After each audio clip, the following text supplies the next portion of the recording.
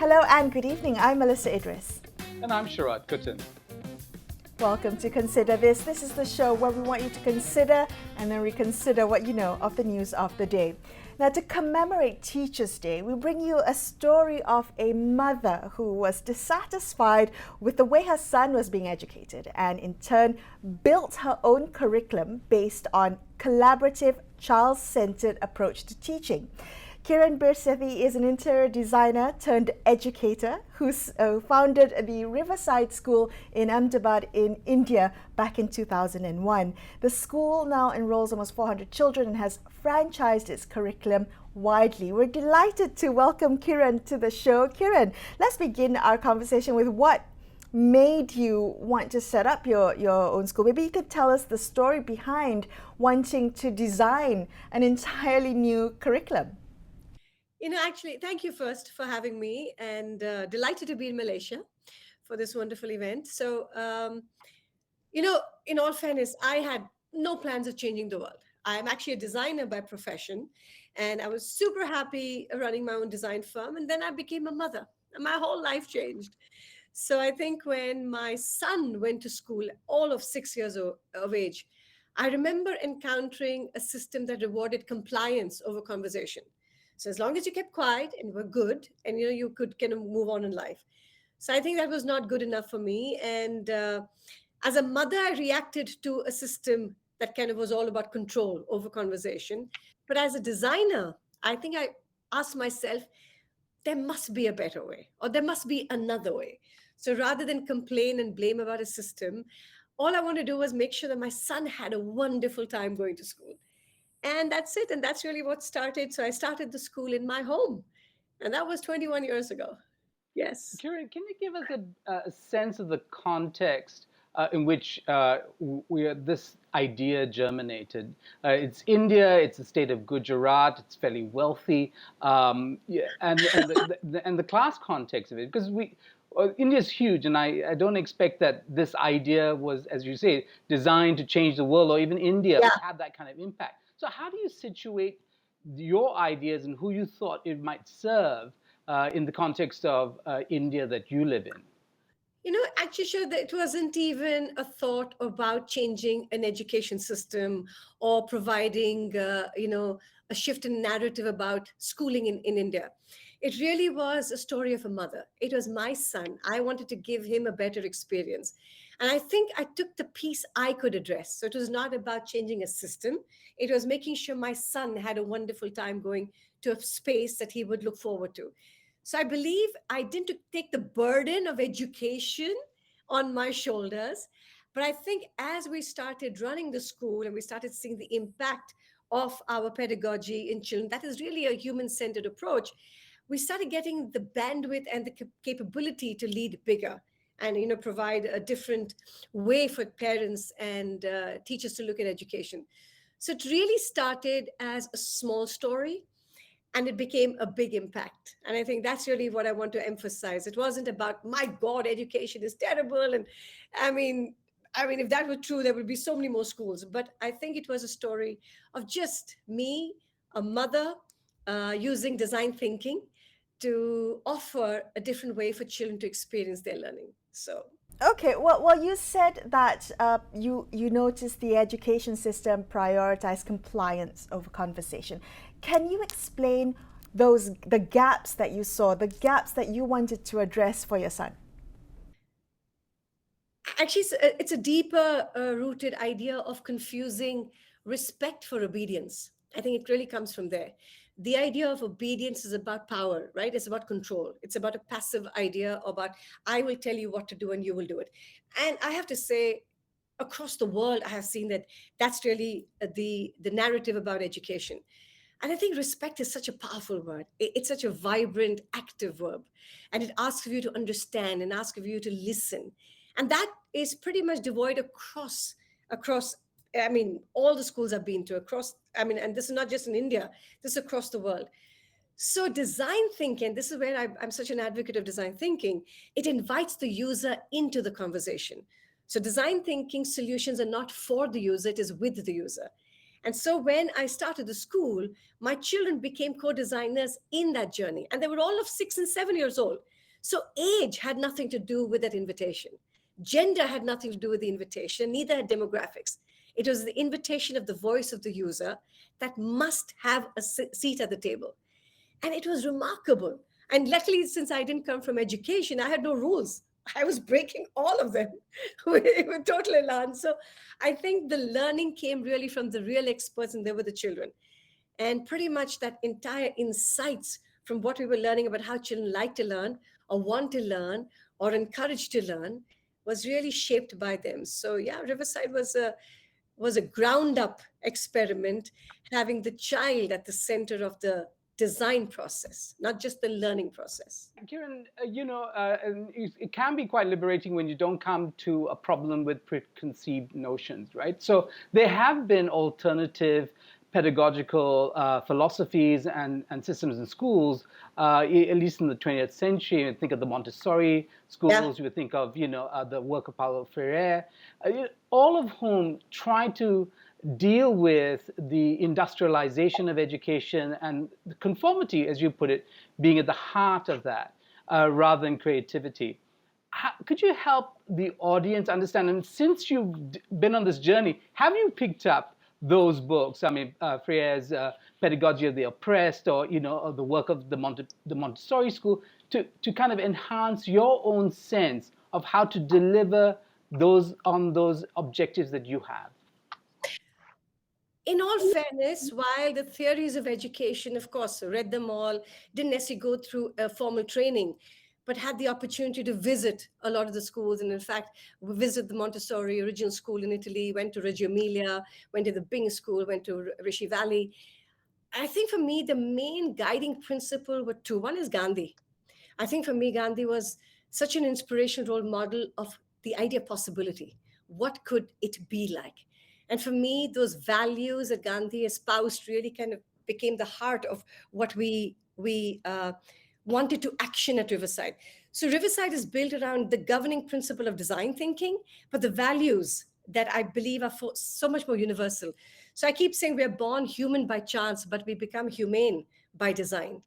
And the values of us making ourselves humane is really empathy, the first E, that is the heart, ethics, the ability to make choices, excellence, the idea of craftsmanship, elevation, the idea of celebration, and then, of course, evolution.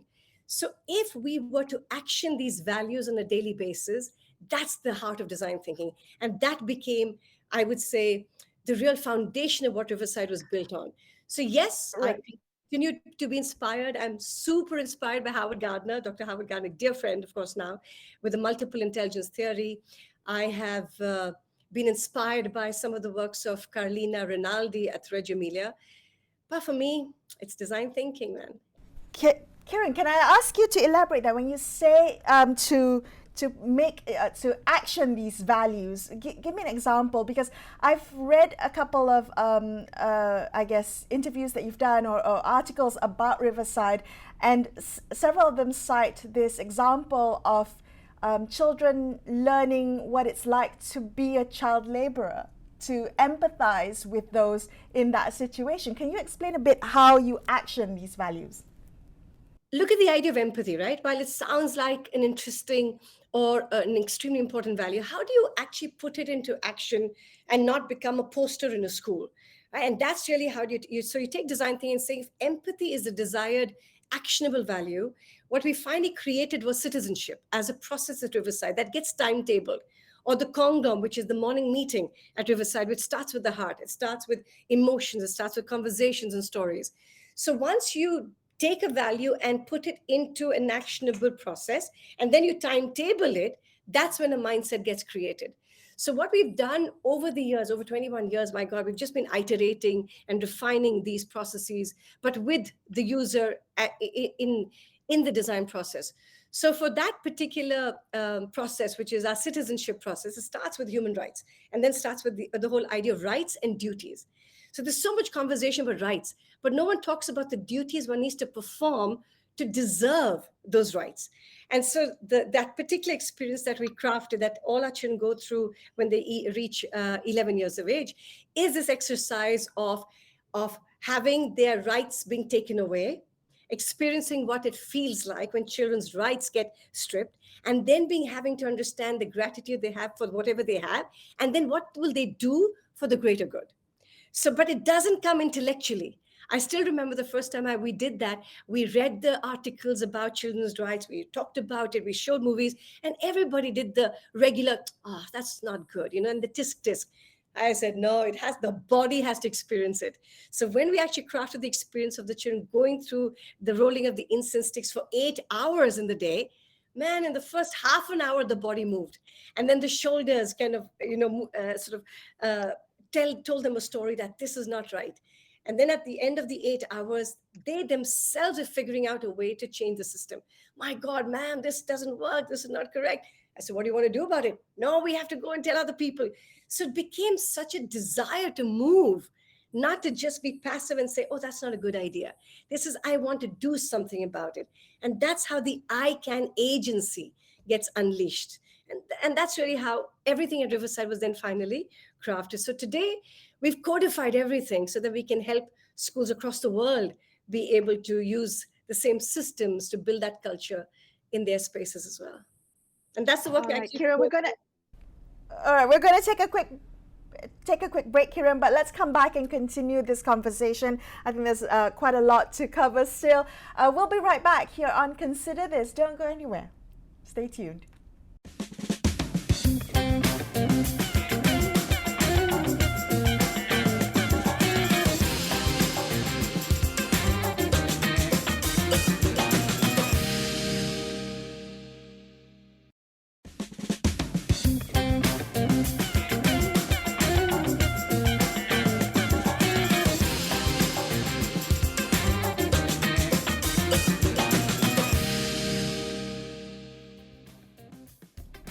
Hi, thanks so much for staying with Sharad and I on Consider This. Let's continue our conversation with Kiran Birsethi, founder and director of the Riverside School in India.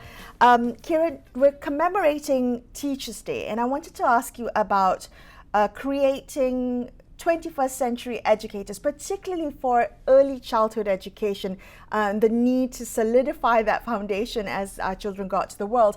What do you think, has that been a challenge, particularly in changing mindsets of educators to incorporate a more holistic type of, or more child-centric type of teaching? Well, actually, it's easier because I think a lot of early childhood education is built around play, and there seems to be room and space for this idea of the holistic child and pedagogy in the early years.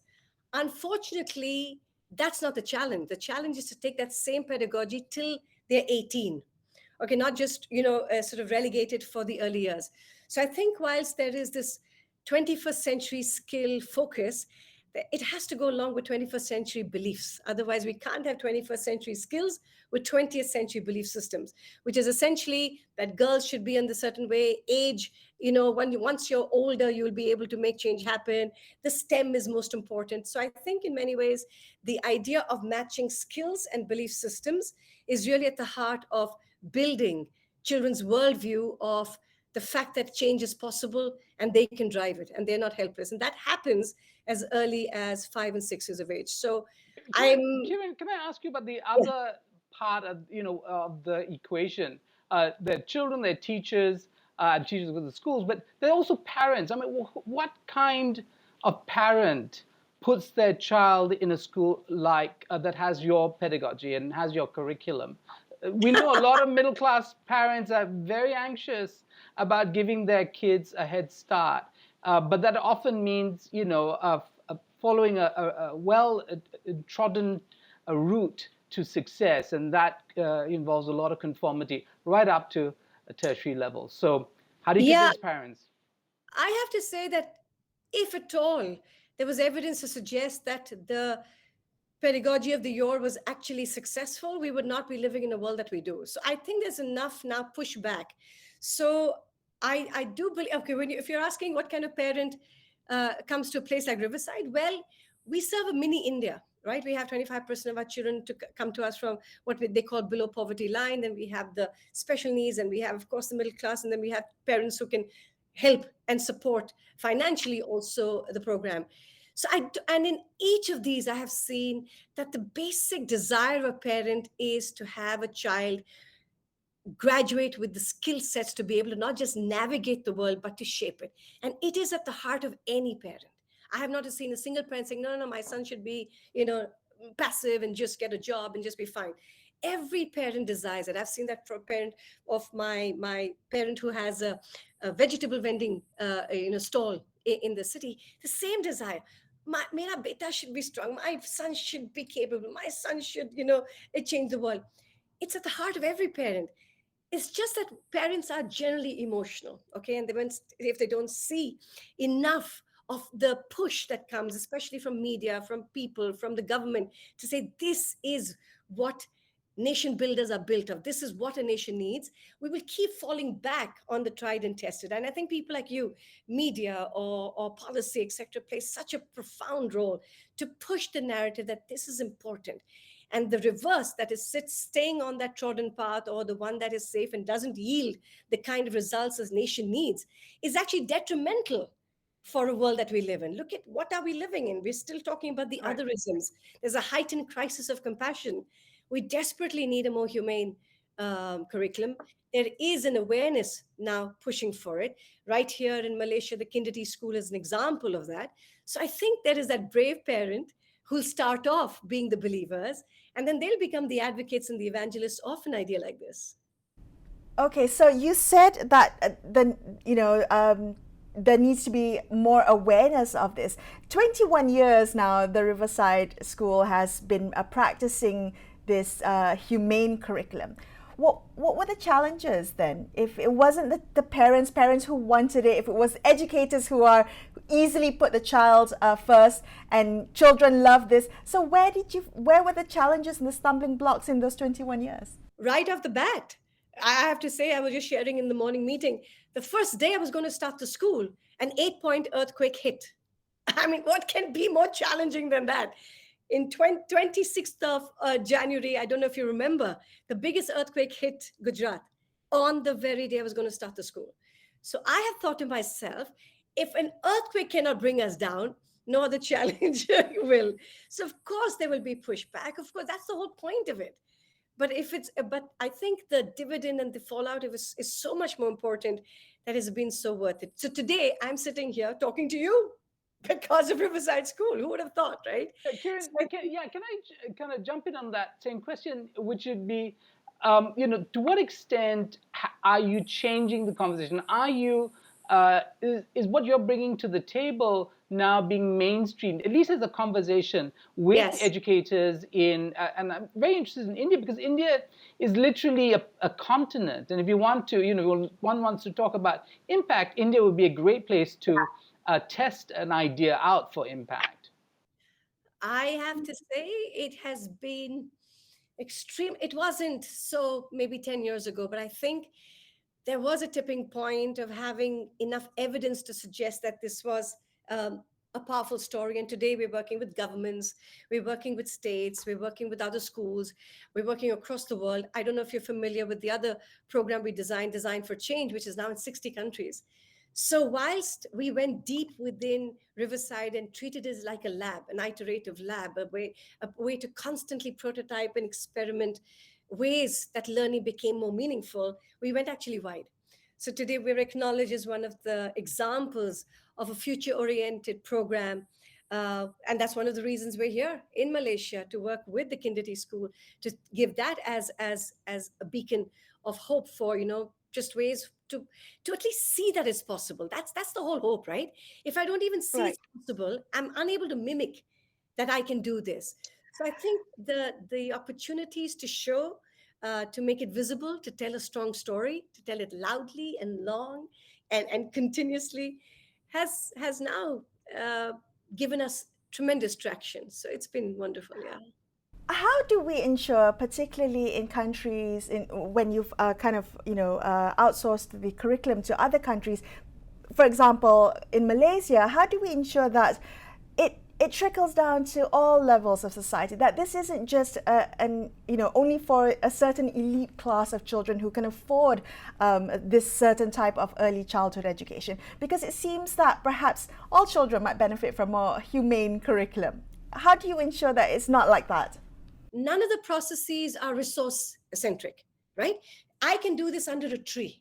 The beauty of the processes we've created are universal. It is led by, really, the only thing you need is you. You are the curriculum. I keep telling teachers, you're a living curriculum. If you embody the ideas of humanity and you demonstrate that on a daily basis, in many ways, that's the contagion that happens. You're infected by it. So yes, and if you use that same premise, we've worked across every demographic. We work with tribal schools, we work with government schools. Like I told you, in Riverside itself serves the entire diverse population. Similarly, I think wherever we're going, we're working, and it's at the heart of a program. Now, since we have evidence that it serves every kind of group, I am just hoping that when we come here and work with you all here, and hopefully through your conversation and this conversation, more people will say, I want a taste of this. I want to see how this works. Take a bite. I keep saying, just taste it a little bit. Have that courage to say, I think this is worth at least a taste. And then you can take the whole Michelin star meal. It'll be fine.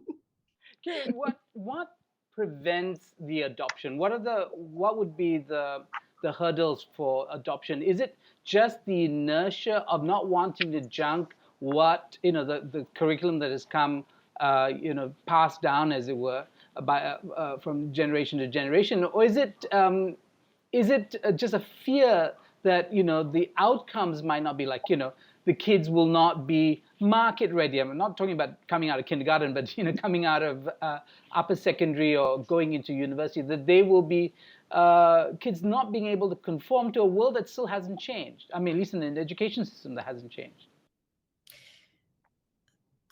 I disagree with that. I think it isn't that the world is not changing. In fact, the world is changing way too rapidly. And if we don't build grit and agility into the system, this current system is going to pay a heavy price. And children graduating from a space where there's no agility, there's no creativity, empathy, grit, we're going to be left out. So I think it isn't inertia, it isn't a lack of awareness. Today, there is no excuse that there is a lack of awareness. Everything is a click away, right? So there is awareness. I think you're right in saying there's a possible lack of courage. I've seen I've seen that. I've walked into schools and I have been amazed. And when I feel the pulse, you'll immediately know that there will be a leader who's brave and courageous. I think it's leadership, finally. Leaders can be bridges or barriers for any kind of systemic change. And for systems to change, you need leaders to have a systems approach. So, and it's happening.